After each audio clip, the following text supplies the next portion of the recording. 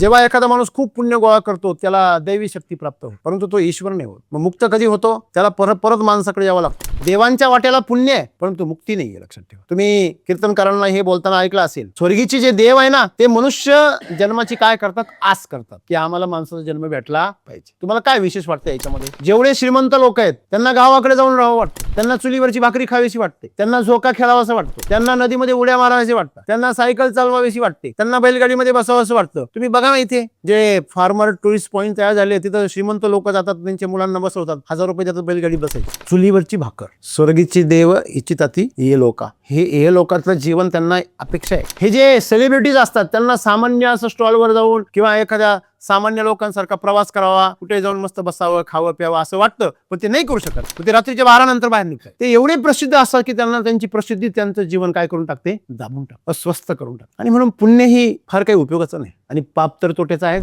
मग ह्याच्यामध्ये मनुष्य जन्म सर्वात काय आहे, सुंदर आहे. हा एक चौकाचा पॉइंट आहे. इथून तुम्ही देवही होऊ शकता, दानव होऊ शकता आणि मुक्तही होऊ शकता.